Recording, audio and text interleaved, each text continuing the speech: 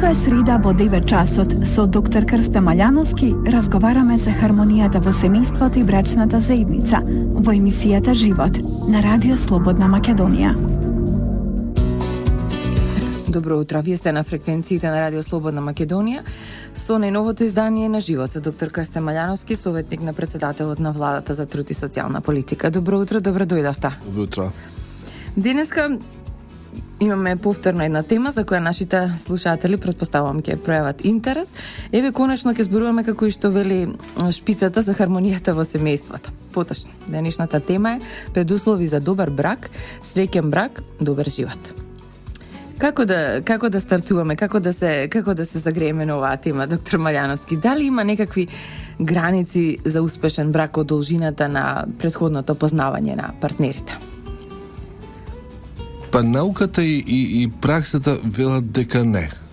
Дека нема никакви предуслови од претходното забавување, дружење, како што би го нарекле, за успешен брак.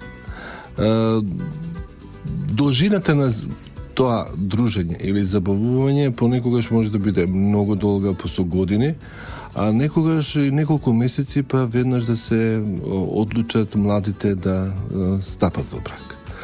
Меѓутоа има некои работи кои се суштествени за да се стапи во оваа сериозна, сепак многу сериозна заедница, брачна заедница. А тоа е нивното запознавање.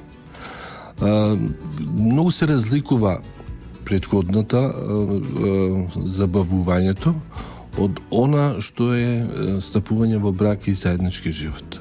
Разликата е во самата динамика, во времето што го проведуваат идните брачни партнери заедно, во навиките што ги имаат, а што не можат веројатно во доволна мера да се согледаат при забавувањето, во околината што ги обкружува, најчесто непосредната околина, во начинот на кој идните брачни другари ќе треба да живеат, односно местото на живење.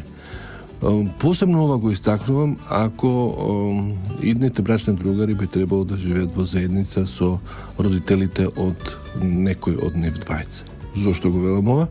Заради тоа што знаете, едно е забавувањето, поминувањето на слободното време, а друго е 24 часовниот живот. Живот во заедница. Забавувањето е меѓу нив двајца, животот во заедница е во една поширока средина. И од тука настануваат многу проблематични ситуации кои не биле или не се превенирани, односно не се согледани во заедничкото забавување, односно дружење, или не се разговарани. Многу е полошо ако од сите овие аспекти некои работи се прикриваат. Се прикриваат во смисла, или едноставно да кажам се лажат, дека ќе живееме сами, а ќе испадне дека мора да живеат во брачна заедница. И други лични карактеристики на брачните партнери. Зошто? Заради тоа што забавувањето може би да трае 2-3 часа дневно. Еве, и 5 и 6 часови. Меѓутоа останатите часови, што се прави со останатото време? Дали се оди на работа? Како се користи тоа останато време? И на крај мислам дека едно од многу битните теми за кои би требало да разговарат е економската екзистенција на идната брачна заедница. Во секој случај, како што гледаме, статистичките податоци покажуваат, стапувањето во брак од година на година е се во подоцнежните години од животот. Како кај мажите, така и кај жените. И тука настануваат суштествени проблеми кои дури имплицираат проблеми во општеството. Зошто?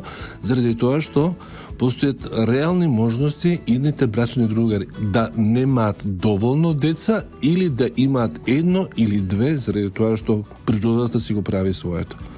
Жените најчесто се на 30 години, веќе во последно време, стапувањето во брак е на 30 години и тој временски теснец за раѓање се намалува, што е најнормално во и од медицински аспект во секој случај. Така. Еве на 31 31 332 директно во емисијата можете да ни поставите прашање и можеби ќе ви го дадеме вистинскиот одговор. Ќе се обидеме со доктор Маљановски да ви одговориме на вашите прашања околу темата предуслови за добар брак и добар живот. Колку партнерите се менуваат од како ќе стапат во брак? Имаме ситуации и лични и од она што сме слушале.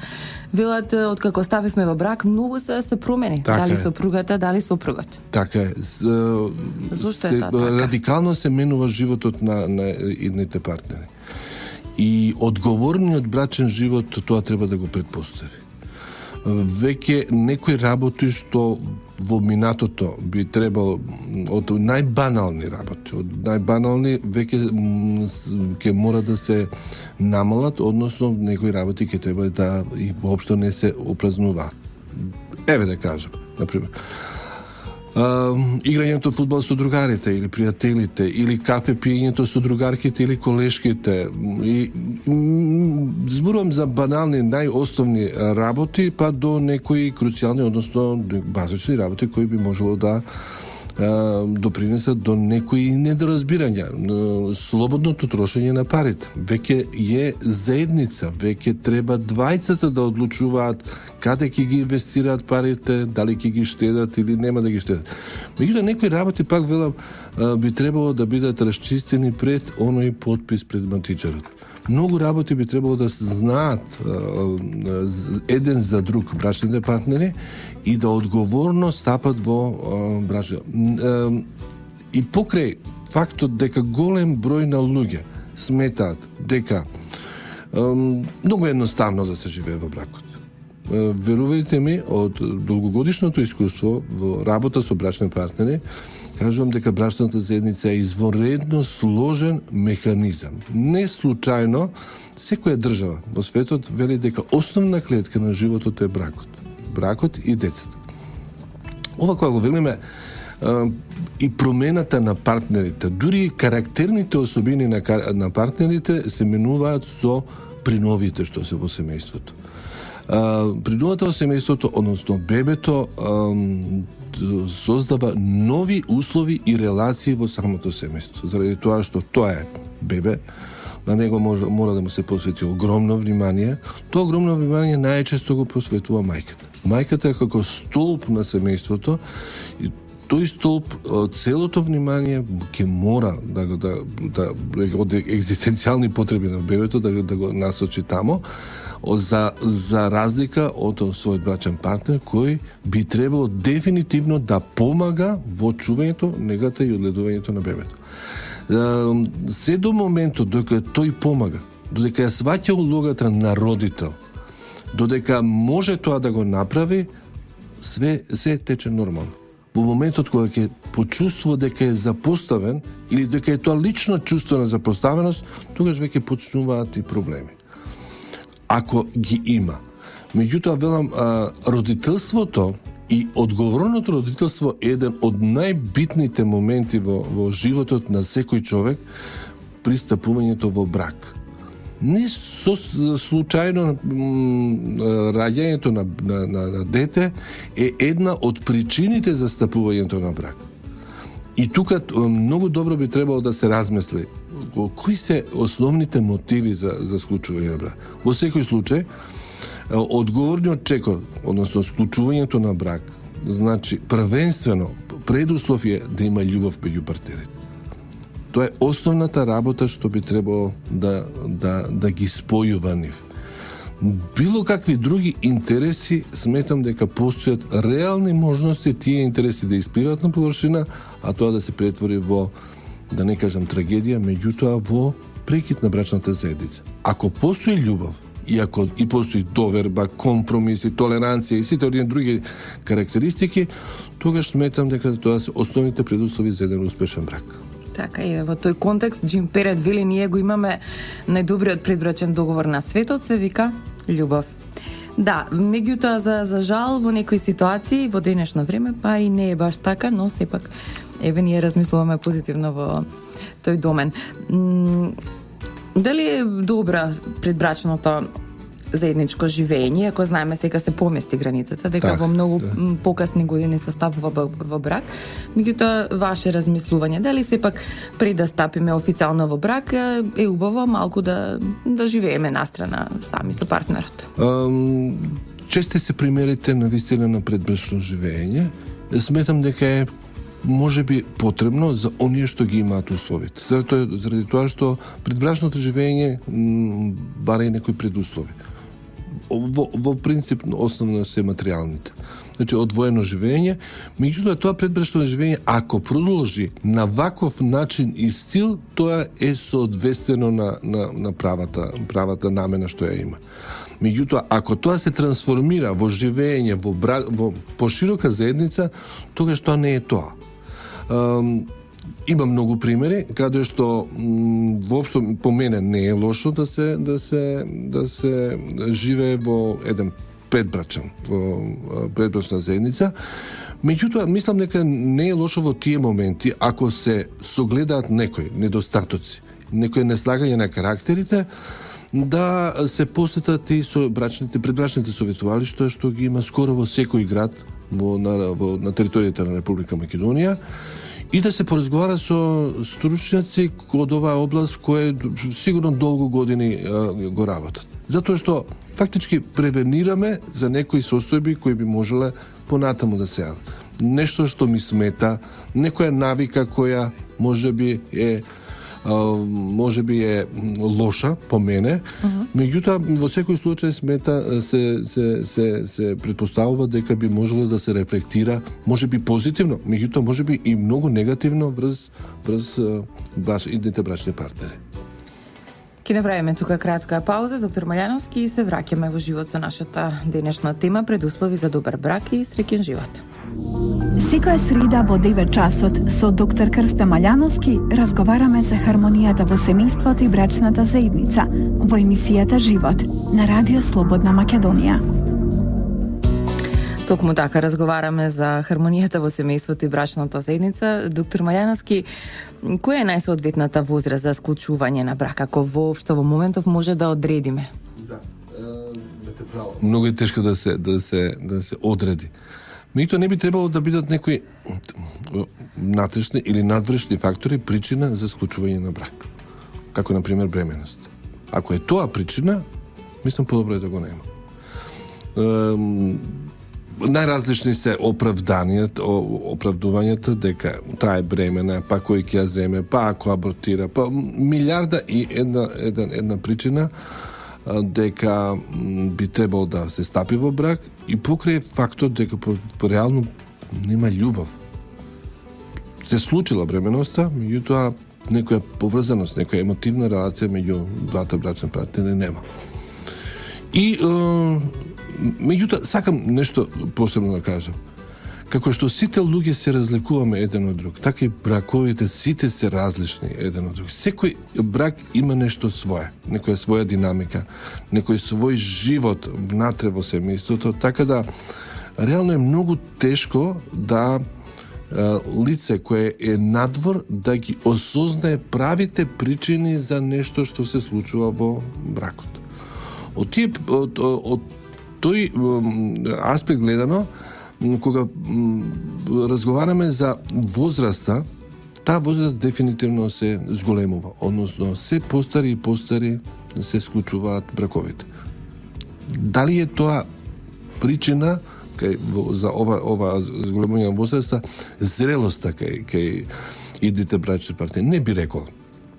Има луѓе кои остануваат незрели и на 17 години.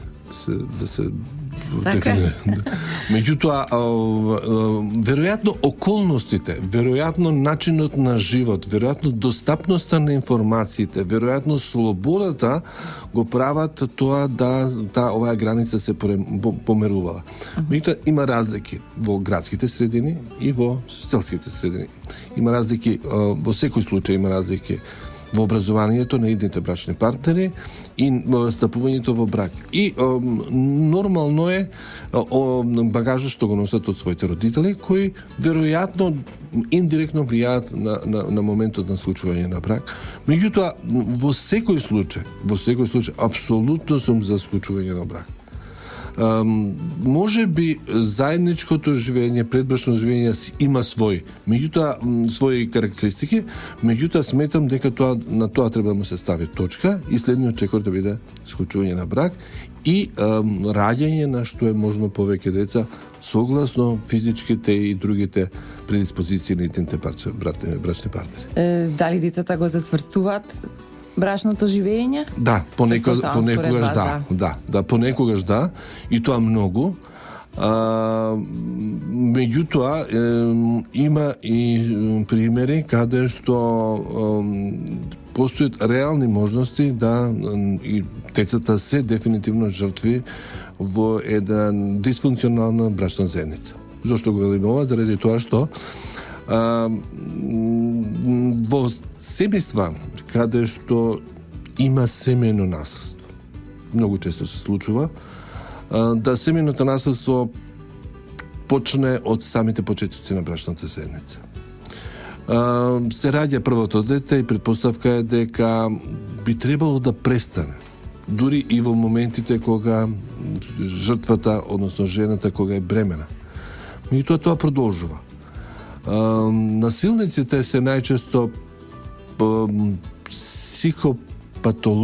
со психопатолошки карактеристики на личности, кои многу добро се прекриваат во сите тие моменти. Ветуваат кули и градови, да на крај таа жена, мајка, се обиде, мислејќи дека ќе се санира брачната заедница со уште едно дете. Но, за жал, крај нема семејното наследство. Товарот на децата има своето, жртвите покрај мајката се и децата, така да се створува еден магичен круг на незадоволство и можност за поекстремни начини на решавање на проблемите. Уште само кратко имаме време, околу 2 минути. Еве, на двете прашања за крај, по 1 минута ќе одвоите доктор Маљановски.